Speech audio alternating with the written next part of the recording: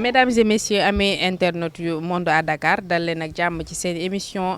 sur le terrain tey sur le terrain dafa déplacé wu de Dakar à Thiès ñëw ci quartier bi ñu naan Mbour 1 seet si fi des talentueux comme ni ma koy waxee à chaque fois ñun dañuy dem fépp xool joueurs yi nga xam ne dañu am talent macha allah ñu wane leen gën leen fësal su ko defee àdduna bi mën leen gis maa ngi toog ak ki nga xam ne mooy Karim mu ngi nekk Walidane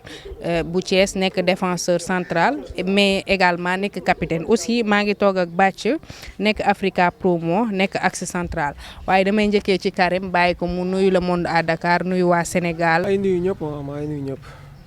moi c'est Abdou Karim Ba défenseur central FC Walidane plus capitaine voilà. D'accord ñu bàyyi Bathie mu nuyoo Bathie. Salaamaaleykum maa ngi nuyu ñëpp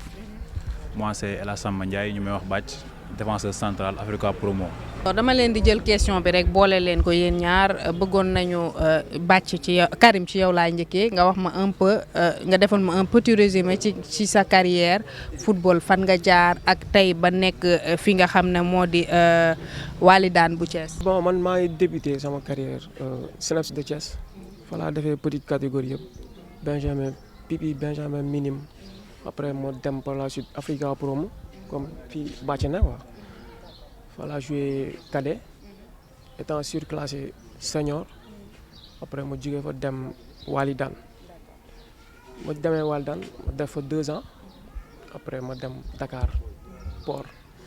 ci la signé sama premier contrat professionnel en Ligue 2 waaw après ma replié par blessure quoi ma ñëwaat Walidane defaruwaat fa laa nekk ba léegi quoi en plus regagné sama place nekk capitaine foofu waaw. bàyyi Bathie moom tamit mu wax ñu un peu ci carrière footam fi mu débuté ak tey ba mu yegg si fi nga xam ne mooy Africa Promo. man maa ngi démarré CNEPS excellence foofu laa defee petite catégorie minime cadet def naa fa 4 ans après jóge fa daal di dem Étoile Lusitana foofu ma demaat fa jouer fa cadet jouer fa junior jóge fa après daal di ñëw fii US Rail Thiès foofu laa joué sama première année senior national 1 après ma jóge fa. toog naa 2 ans yoo xam ne après compétir ma parce que dama amoon blessure moo taxoon joué ma après ci laa ñëwaat daal di ñëw Africa Promo foofu laa njëkk a signé sama premier contrat Ligue 2. D'accord donc damay ñëw ci Karim tuuti maa ngi dégg sa biir wax nga ne bi ngay nekk Port bi jot nga fa signé jot fa joué mais da nga am blessure ba ñëwaat sa dëkk lii di Thiès après loolu bi nga fajoo ci nga ñëwaat ci équipe bi ñu naan Walidane ba dem ba. nekk fi capitaine nan nga dundee situation boobu surtout ma jour bi nga njëkkee am première blessure boobu noonu. waaw xam nga rek football ak blessure moo ànd quoi yooyu yëpp dañ koy sóor bon man bi may nekk Dakar équipe Port sama première année laa signé foofu professionnel yàlla dimbali na ma première année boobu j'étais titulaire j'ai disputé tous les matchs année boobu boo fàttali ko ñu ñoo newoon championnat bi. 2e xaw ma 3e dañ ko terminé en plus dem coupe du Sénégal demi-finale coupe du Sénégal ak Stade de Mbour voilà ci lañ ko perdre 2e année bi après on a changé entraîneur bi mu ñëw mu reconduire waat ma après am ay boobu blessure yooyu noonu affaire yi après ci mercato bi ma replier Thiès delluwaat Walidane defaruwaat foofu gagné waat sama place après continuer job bi foofu. D'accord. Est-ce que mën nañu xam blessure bi fan la nekkoon au niveau si sa pied bi la wala fan la exactement pour ñu mën a xam. waaw cheville la woon quoi cheville gauche ci la blessé woon entraînement waaw. donc depuis bi nga defee amee blessure boobu noonu toog nga 2 ans nga ne donc yow 1 an donc nan nga doon gisee sa morom yi nga xam ne dañ lay romb à chaque fois le soir di dem entraînement yow nga bëgg a dem mais mënoo dem. waaw xam nga bi may ñëw mercato la quoi mercato fekk na début saison bi laa blessé après ma quitté foofu mercato ñëw defarwaat fin saison bi ci la commencé waat reprendre waat quoi après boobu mais joué mu woon quoi dama doon reprendre ndànk-ndànk toog ci seetaan gars yi di joué waaw mais da ngay am amour pour reprendre très rapidement quoi. ñu ñëw ci Bathie aussi parce que su ma gisee yéen ñaan ñëpp am ngeen li nga xam ne moo di problème bi ngeen amoon mooy blessure donc Karim Bathie mën nga ñëwaat un peu ci si li nga xam ne moo nekkoon sa blessure bi. waaw blessure boobu bi ma koy am boobu maa ngi raay boobu dama joué raay ba saison bii di waaj a jeex après ci la blessé ci cuisse mu doonoon blessure bu métti nag parce que blessure ci cuisse moom ko xam-xam ni surtout boo doonee jour boo xam da nga muscle loolu daf lay sonal mu doonoon lu métti toog naa 2 ans yoo xam ne joué wu ma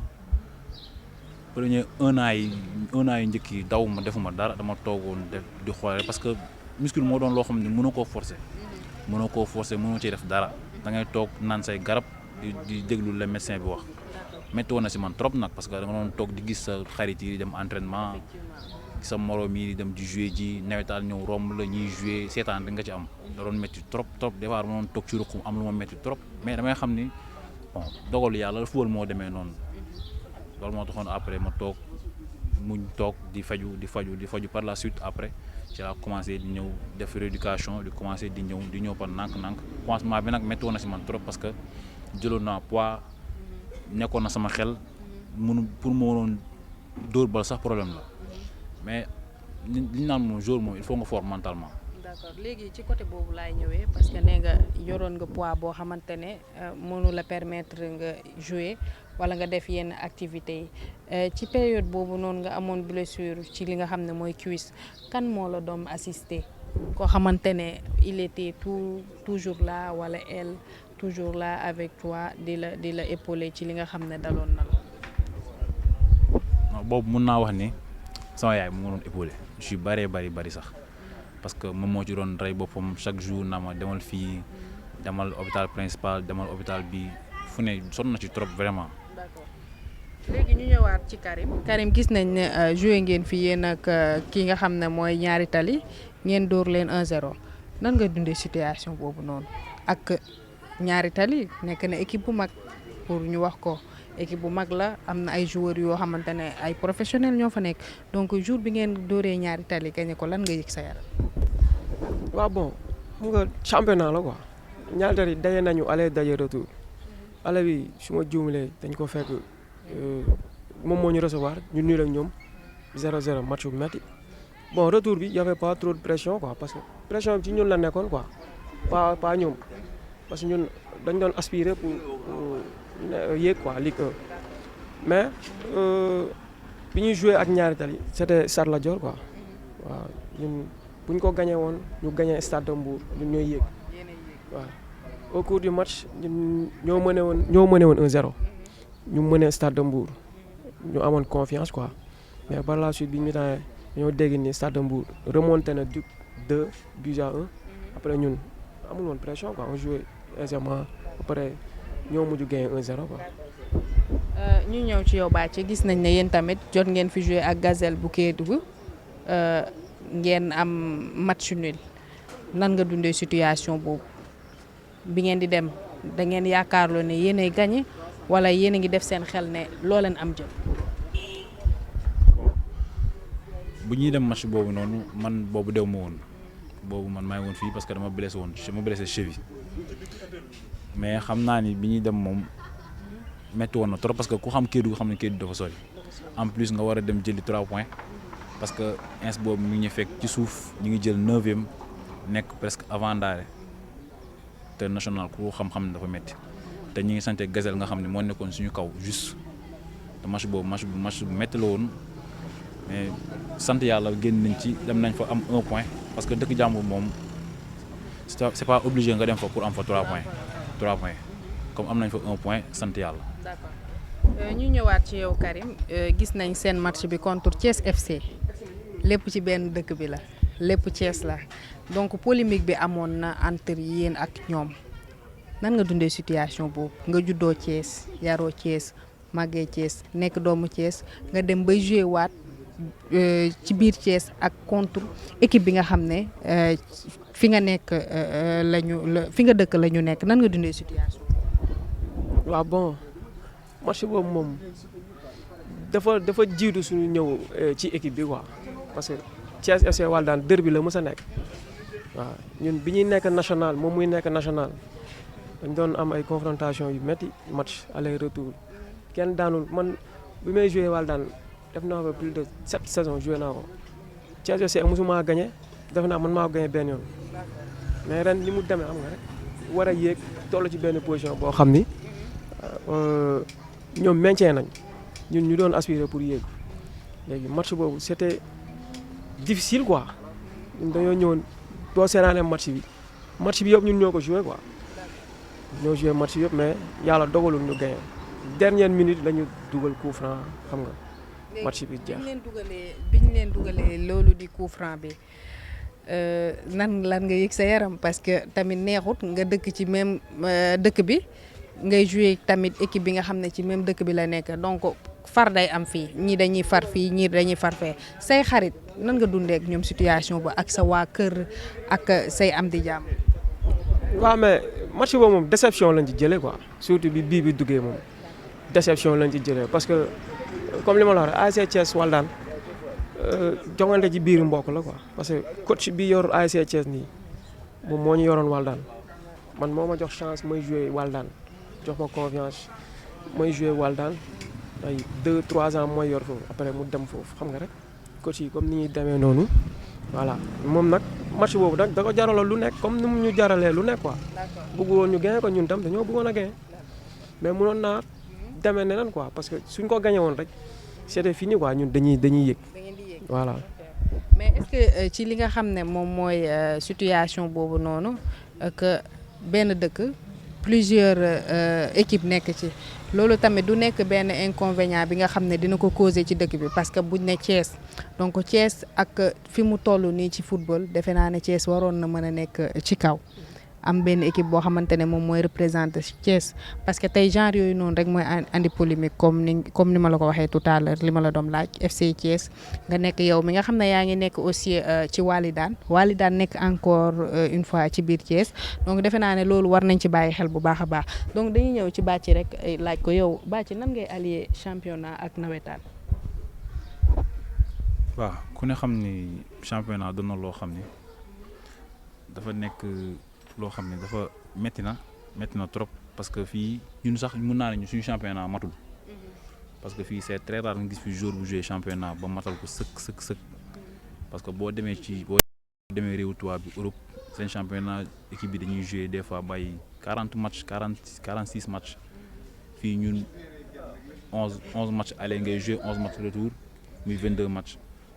wala 13 matchs aller 13 matchs retour muy 26 matchs. donc tey mun naa ne nawetaan bi tey complément la rek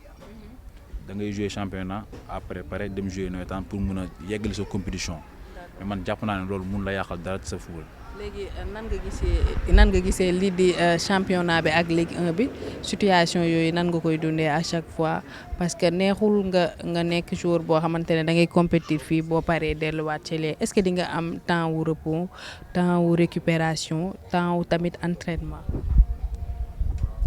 waaw ça dépend ci jour bi rek parce que jour bu nekk ak niveau bi ngay jouer ñii ñu ngi jouer Ligue 1 ñii ñu ngi jouer national ñii ñu ngi jouer Ligue 2 ça dépend ci jour parce que tamit ak coach yi ngay dajal parce que mun nga ñëw jouer Ligue 2 nga pare dem enchaîner dem jouer nawetaan boo jouer nawetaan bu pare tey ji club bi nga war a dellu moo xam ban coach nga fay fekk mën na la comprendre bañ laa dugal ci hivernal bi. mën na tamit dugal ci hivernal mais tamit loolu ci jour bi la dépendre. donc dama amaat question pour yéen ñaar Karim Bathie est-ce que pare ngeen pour jouer compétir lii di équipe nationale. waaw mooy toujours rêve d'aller en équipe nationale mais ça comme que ay booy lañu ñuy doog a commencer. mais ngeen nekk ci U au moins. waaw mais xam nga rek. Thiès waaw mais équipe nationale rek équipe nationale n'importe quelle catégorie cadet junior. mais mës nga dem sélection. non présélection rek. waaw Thiès waaw mooy li ma la wax rek jour bu ne bëgg naa dem équipe nationale mais xam nga rek Thiès moom visibilité bi moo fi amul quoi mais léegi nag tane na quoi comme que ñu ngi ci élite bi ay Ligue 2 Ligue 1 am na fi peut-être suñu chance moo ci nekkagul mais ça va plus tard incha allah. yow nag est-ce que rêvé nga dem en équipe nationale et aussi bu fekkee jot nga fa def sélection yow non fii moom xam nga moom képp kuy joueur da ngay rêvé dem équipe nationale moom. képp waaw seere na trop mais tamit ça dépend rek ci âge yi nga yor parce que selon âge dañuy jëlee ci U17 yeeg U20 U23 xam nga mais liggéey rek. ma laaj leen yéen ñaar quels sont vos clubs de rêve yan club ngeen rêvé jouer fa étant benn joueur bi nga xam ne vous prenez pour aller à l'extérieur. Barça. Barça. Barcelona. mais Barça instant bi xaw na ñëwaat tuuti de par rapport ak bu njëkk xam nga man barcelonaise laa woon mais dama viré dem Paris. kon yow da ngaa topp joueur quoi. mais c'est normal attends tey jii su ma waxee loolu tey Sadio Mané Liverpool la nekkoon mais fansam yëpp dañuy viré dem Bayern. waaw c'est normal mais jeex na ko. waaw c'est normal jeex na mu ngi noonu. mais avant Sadio Mané yaa ngi doon supporter n'est-ce pas équipe bi voilà. ban Liverpool. Liverpool. waaw c'est équipe de cœur quoi comme ni nga ma laaj. sama équipe de cœur Barça la woon comprendre mais. waaw man sama équipe de cœur moom Barça la ba léegi moom laa supporter mu neex mu nakari maa ngi foofu mais am na ay joueurs comme ay Messi. donc foofu nga rêvé yow dem jouer. voilà. d'accord baa ci yow nag. man sama équipe de cœur Barça la. sa club de rêve. Barça la ah. mais Liverpool moom laay rêvé dem jouer parce que doon na équipe boo xam ni dafa maa mus a neex dama ko yàgg supporter nag mais Barça moom mooy sama équipe. d'accord yéen ñaar ci wàllum football bi kan mooy seen icône kan ngeen di mën naa ne kan ngeen di inspiré wu ci boo leen di jouer ci côté physique am tactique am voilà. Thiago Silva. yow. man Virgil van Dijk. donc lan ngeen di wax li nga xam ne moo di ñu ñëw ci championnat du Sénégal parce que tey jii yéen ñëpp da ngeen ciy jouer jaar ngeen ci ku nekk jaar na ci te ku nekk mu ngi ciy jouer tey bu fekkoon daa am message boo xamante ne moom ngeen di adresser à la fédération pour loo xamante ne mën nañ ko évoluer par rapport ak seen condition de vie lan lay doon. waaw bon mooy li ñëpp di wax rek infrastructure ak conditions yi joueurs yi nekk ci club beeg yooyu. dañ ko war a améliorer quoi waaw. waaw mooy infrastructure yu baax rek ak tamit comme ni Karim wax conditions yu joueurs yi nekkee ci club bi surtout ñi ciy veillé parce que tamit am na joueurs yu bëri ci club yoo xam ni ñi fay dund des fois lu metti te ñii duñ ko xam te contrat yi des fois lii nekk ci contrat yi ak li ñuy déclaré doon benn. d'accord mën naa leen laaj seen paiement de salaire nan lay demee est-ce que yéen a ngi koy jot à temps. paiement salaire moom wax dëgg fa neex yàlla da ngay ree ba tas. yow nag. waaw ñun woon suñu club amuñu problème boobu li nga. mais xoolal waxal li fi nekk. non si. damay wax non faraluma leen suñu club amuñu problème boobu moom wax dëgg yàlla dañuy fay à temps moom chaque mois ku nekk ak salaire bi nga signé président bi dañ la koy fay. mais instant bi ñan ñoo taxaw pour laaj la instant bi ñu toll nii daar comme